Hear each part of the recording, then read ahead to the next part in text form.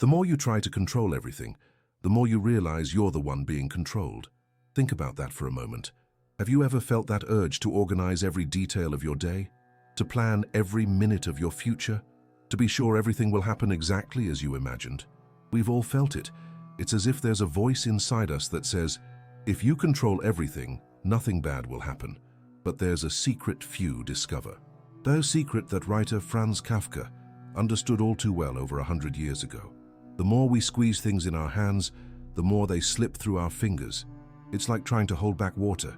The more force you exert, the faster it flows. Kafka wrote strange stories about ordinary people who suddenly find themselves trapped in situations that make no sense. A man who wakes up transformed into a giant insect. Another who is imprisoned without knowing why. A third who never makes it to the castle he needs to go to. All these stories have something in common. People who think they understand how the world works, but discover they don't understand anything. Today's world is a lot like these stories. We have apps to control our health, our time, our money, our friends. We have security cameras, alarms, passwords, plans, and more plans. We think this way we're protected, that this way we have power. But is that really true? Franz Kafka, with his profound insight, shows us that perhaps we are building our own prisons. Perhaps in trying to control everything, we are only creating new chains to bind us. And most frighteningly, perhaps we ourselves are the guards of these invisible prisons. Today we'll enter this strange world and discover why trying to control everything can be the greatest danger to our peace and freedom. We'll discover how sometimes letting go of the reins is the only way to truly find our way. Have you ever felt that tightness in your chest when something is out of your control? That feeling that everything will fall apart if you're not in control? You're not alone. We live in a world that teaches us from a young age that we must control everything: our emotions, our time, our bodies, our future. Look around you. We see people racing against the clock, constantly checking their phones, updating their calendars, checking their goals. It's as if we're all in a big race where the prize is to have everything under control. But what's the cost of this race? The truth is, this quest for total control is making us sick. When we can't control something, and there's always something that slips through the cracks, we feel like we've failed. We blame ourselves. We think we didn't try hard enough. And then we promise next time I'll plan better. And so the cycle continues endlessly. It's like Kafka's character in The Trial, Joseph K., who spends the entire book trying to understand why he was accused, visiting offices, speaking with authorities, doing everything he can to regain control of his life. But the more he tries, the more lost he becomes in the maze of the system. Our modern lives aren't all that different. We've created systems to control everything. Apps that count our steps, calendars that schedule every minute, 5-year plans that attempt to predict the future. And when something doesn't go as planned, a global pandemic, a health scare, an economic crisis, we feel like the ground has slipped out from under us. This is the invisible pain of our time, the exhaustion of trying to be God in our own lives, of thinking we can and should predict and control everything. It's a pain we don't show, a pain we hide behind smiles in perfect social media photos, behind ambitious plans and endless to-do lists. Kafka understood this pain deeply. In his stories, the characters always encounter forces greater than themselves, incomprehensible systems, rules that change without warning. And no matter how hard they try to understand, no matter how much they try to control, they eventually discover that some things are simply beyond our control. If this has ever resonated with you, if you've ever felt this invisible pain, this constant pressure, know that you're not alone. Subscribe now and like so you don't miss future videos. Together we can find a different path, a path where we don't have to carry the weight of the world on our shoulders. There is a point of arrival, but no path. What we call path are hesitations. These words by Franz Kafka invite us to look at life with different eyes. In a world where everyone seeks the right path, the perfect plan, Kafka tells us, perhaps there is no such thing as a perfect path. Perhaps life is made of hesitations, of trials, of mistakes and successes. Kafka was born in 1883 in Prague, now the capital of the Czech Republic. He lived in a time of great change when the old world was disappearing and a new, more complicated and frightening world was emerging. In his stories, he perfectly captured this feeling of being lost in a world that makes no sense. In The Castle, the character K spends the entire book trying to reach a mysterious castle.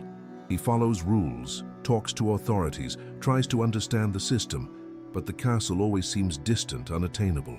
No matter how hard he tries, no matter how many plans he makes, the ultimate goal remains out of reach.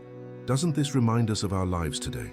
How many times have we made perfect plans, followed all the rules, done everything right, and still not gotten where we wanted? How many times have we felt that, despite all our efforts to control every detail, life seems to follow its own path? In the Metamorphosis, the character Gregor Samsa wakes up, transformed into a giant insect. From one day to the next, all his plans, all his routines, all the control he thought he had over his life disappear. He finds himself trapped in a body he doesn't recognize, unable to work, unable to help his family as before. This is perhaps Kafka's greatest lesson for us today. No matter how much we plan, no matter how much we try to control, life can change completely in an instant. A medical diagnosis, a global pandemic, the loss of a job, and suddenly we are like Gregor Samsa, staring into a reality we don't recognize, a future we didn't plan. Kafka wasn't just talking about his time, he was anticipating ours. In a world where everything changes so rapidly, where new technologies emerge every day, where what was true yesterday may not be true today, the illusion of total control is just that, an illusion. Kafka's voice echoes through the years to tell us the strongest prison is not the one built by others, but the one we build for ourselves. The prison of the expectation of perfect control, the prison of the denial of chance, the prison of the fear of the unknown. The world Kafka imagined in his stories has arrived, and it's perhaps even stranger than he could have predicted. Today, we live surrounded by technologies that promise to give us total control over our lives. We have apps that count our steps, monitor our sleep, remind us to drink water, breathe, and meditate. We have digital calendars that organize every minute of our day, systems that track our finances, and social networks that seem to connect us with the entire world. All of this should make us feel in control, right? So why do so many of us feel just the opposite? Why do anxiety, depression, and the feeling of always chasing something increase every day? It's as if we're living in one of Kafka's absurdist tales. Think of the character in the Penal Colony, tied to a machine that writes laws into his body until he dies. Isn't that how many feel today? Trapped by machines, our computers, our cell phones, that dictate invisible rules, that tell us how we should be, what we should achieve, how we should live.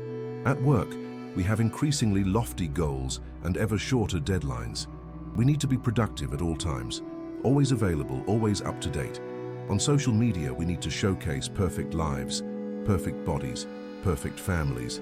In our daily lives, we need to be good parents, good children, good friends, good professionals, and good citizens. And all of this under the illusion that if we plan well, if we try hard enough, if we have discipline, we can control everything. We can avoid all failures, all mistakes, all pain. We can foresee the future and prepare for it. But as Kafka shows us in his stories, this illusion of control is truly absurd. In A Country Doctor, the protagonist is called to see a patient on a stormy night. Despite all his medical knowledge, despite all his planning, he finds himself powerless in the face of the illness and the circumstances. Isn't that how life works? No matter how much we plan, no matter how much we try to predict, there's always something beyond our control. Life is, by nature, unpredictable. And perhaps true wisdom lies not in trying to control the uncontrollable, but in learning to dance with the unexpected. Comment here. What part of your life feels most like absurdist theater? Where do you feel like you're running in circles, following rules that don't make sense, trying to control what perhaps can't be controlled? Here's the hardest truth to accept. Often, our greatest enemy is ourselves. It's not the outside world, it's not others, it's not the system. It's our own obsession with mastering every detail that suffocates us. Kafka understood this profoundly. In The Burrow, he tells the story of an animal who spends his life building a perfect underground refuge, proof against all dangers.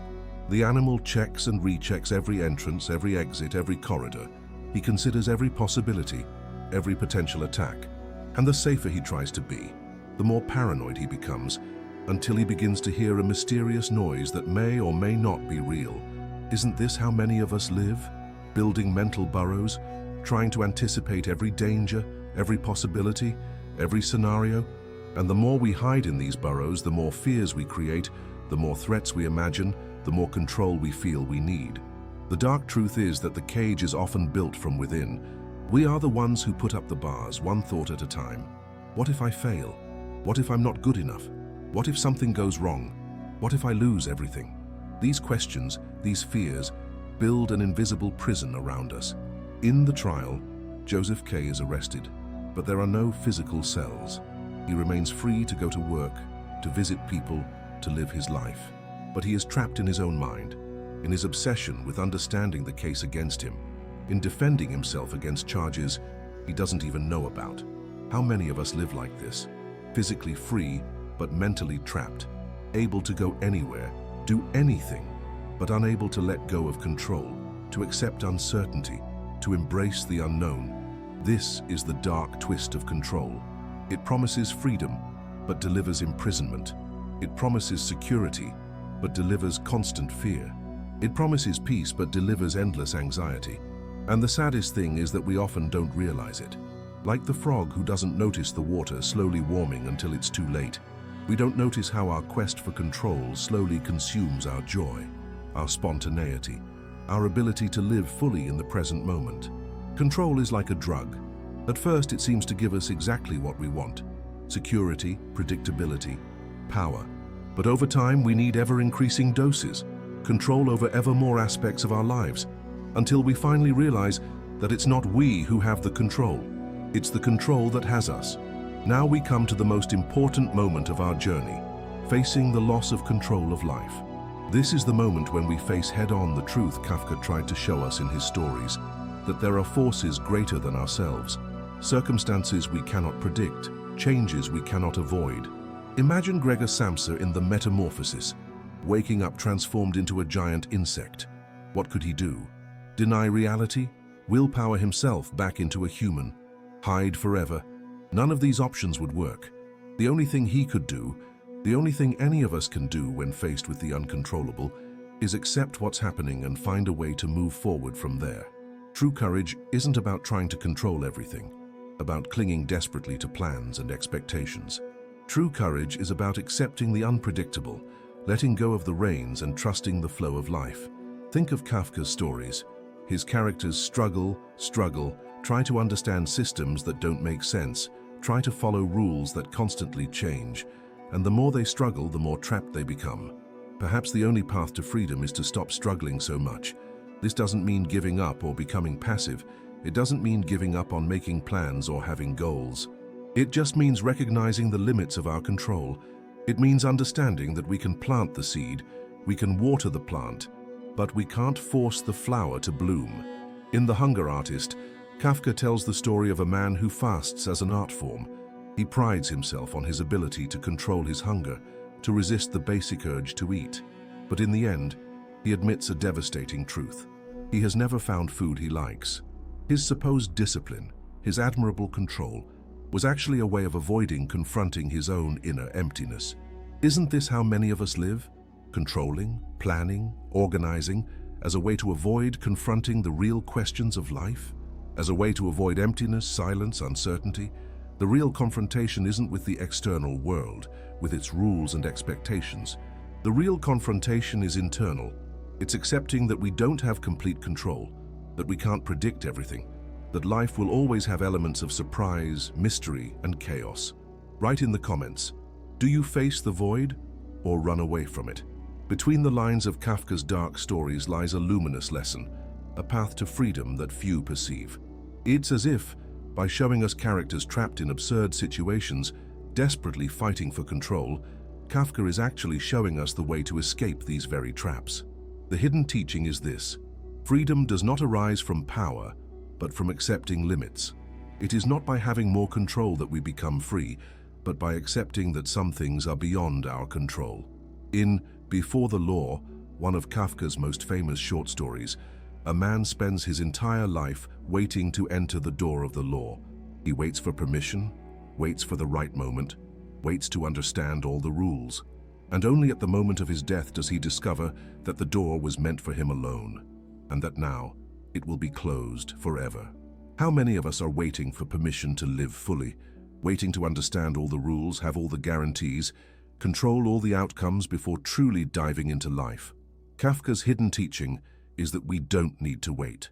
The door is there, it was made for us, but we must have the courage to walk through it even without knowing exactly what awaits us on the other side. This doesn't mean abandoning all prudence or planning. Kafka worked for an insurance company. He understood the value of preparing for the unexpected, but he also understood that no matter how much we prepare, no matter how much we plan, life will always have elements of surprise, mystery, and chaos. True wisdom lies in finding balance, planning what can be planned, controlling what can be controlled, and accepting with grace what is beyond our power. In Josephine the Singer, Kafka tells the story of a mouse who believes she has a special gift for singing. She demands special treatment, constant attention, and control over when and how she performs. But in the end, when she disappears, the community of mice barely notices her absence. Life goes on. Isn't it a humbling reminder of how often the things we think are so important, so crucial to control, actually matter much less than we think? How life goes on, regardless of our efforts to control it. Kafka as a guide to conscious surrender. This is perhaps the most surprising and profound aspect of his work. Through his harrowing stories, he shows us the path to a kind of peace that comes not from having more control, but from accepting our limits, our finitude, our humanity. The beauty of admitting uncertainty is finally being able to breathe, being able to loosen your shoulders, relax your body, and open the hands that were so tightly clenched trying to hold back the uncontrollable. And you, how many times have you felt like you spent entire nights trying to plan the future, and yet life still laughed at your plans? How many times have you found yourself stuck in circular thinking, trying to foresee every possibility, every potential problem, every possible solution? We've all been there. We've all felt that feeling of sand slipping through our fingers. The tighter we squeeze, the faster it slips away. We've all experienced that moment of clarity when we realize that despite all our efforts to control everything, life follows its own path. Think of a time in your life when something completely unexpected happened, something you didn't plan, didn't anticipate, didn't control. Maybe it was something difficult, a loss, an illness, a breakup, or maybe it was something wonderful, a chance encounter that changed your life, an opportunity that came out of nowhere, a moment of beauty you couldn't have planned. How did you feel in that moment? Scared perhaps? Lost, or perhaps surprisingly free? Free from the need to have all the answers, free from the pressure of controlling everything, free to simply be present and respond to what life brings. In Kafka's stories, the characters rarely find this freedom. They keep fighting, keep trying to understand, keep seeking control until the very end. And perhaps that's why his stories are so harrowing, because we see in them a reflection of our own struggles, of our own resistance to accepting life's lack of control. But what if we could choose a different ending for our own stories? What if, instead of being like Joseph K., in the trial, always trying to make sense of incomprehensible accusations, we could be like the character in The Country Doctor, who, in a moment of despair, simply surrenders to the flow of events and discovers a new way of being a doctor, a new way of helping. The truth is, we can't control the wind, but we can adjust our sails. We can't anticipate every twist and turn along the way, but we can develop the flexibility to navigate them when they come. We can't eliminate all uncertainty from life, but we can cultivate the courage to live fully, even in the presence of uncertainty. This is perhaps the most personal and profound lesson we can draw from Kafka, that our desperate struggle for control, far from protecting us, often prevents us from truly living. That perhaps, paradoxically, it is only when we accept that we do not have complete control that we finally become free. We now come to the heart of the message Kafka left us, hidden within the lines of his disturbing stories, a truth that, once understood, has the power to completely transform our relationship with life. Those who try to dominate everything end up losing themselves. This phrase captures the essence of the Kafkaesque paradox. The more we strive to control the external world, to anticipate every possibility, to eliminate all uncertainty, the more we lose touch with our own humanity, with our ability to simply be, to feel, to live in the present moment. Think of the character in The Burrow, the animal who spends his entire existence building a perfect refuge. He's so obsessed with security, so focused on controlling every aspect of his environment, that he ends up living in a constant state of fear and paranoia. His quest for total control doesn't bring him peace. On the contrary, it drives him further and further away from it. This is the great irony Kafka reveals to us. The quest for total control, far from giving us security and freedom, ends up imprisoning us in an invisible cage. A cage made not of iron bars but of fears, expectations, what-ifs, plans that can never be fully realized. The character in The Hunger Artist perfectly controls his hunger, but in the process, he loses his connection to life, to pleasure, to community. Surveyor K in The Castle is so determined to reach the castle, to understand the system, to follow the right rules, that he loses sight of what really matters: the human connections, the small moments of joy, the life that happens while he's busy making plans. And perhaps that's why Kafka's stories, though dark, continue to resonate so deeply with us more than 100 years after they were written, because they capture a fundamental truth about the human condition, that our quest for control, for certainty, for security, often leads us away from the very things we desire most: peace, freedom, connection, joy. The philosophical climax of Kafka's thought is, therefore, not an invitation to despair, but an invitation to liberation, an invitation to let go of the reins, to shed the illusion of total control, to embrace the uncertainty inherent in life. It's not an invitation to abandon all responsibility or all planning. It's an invitation to find balance, do what's within our reach, plan what can be planned, and then, and this is the hardest and most liberating part, accept that not everything is in our hands.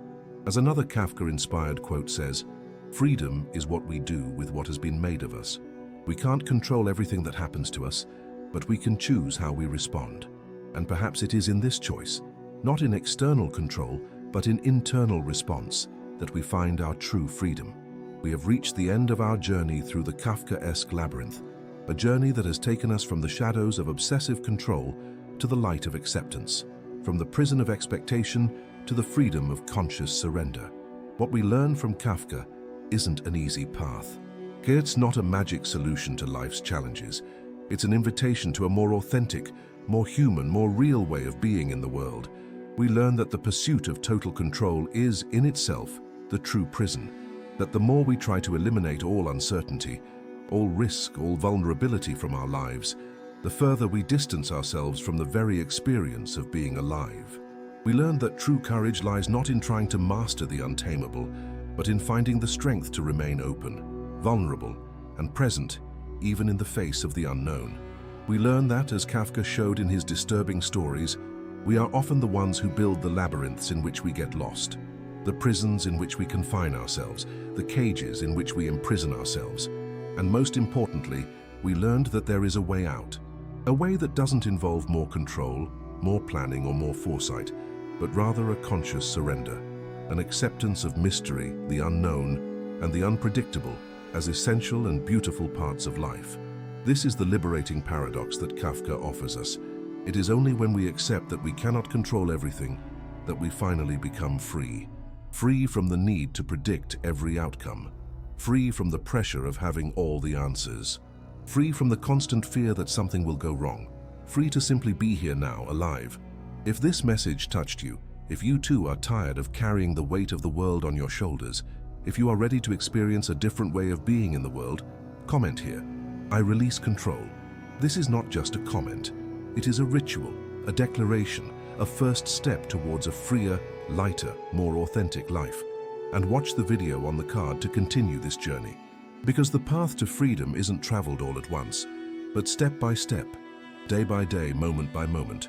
Thank you for traveling with me through this Kafkaesque world, a world that, despite all its shadows and absurdities, has much to teach us about how to find light amidst the darkness, how to find freedom amidst the invisible prisons we build for ourselves.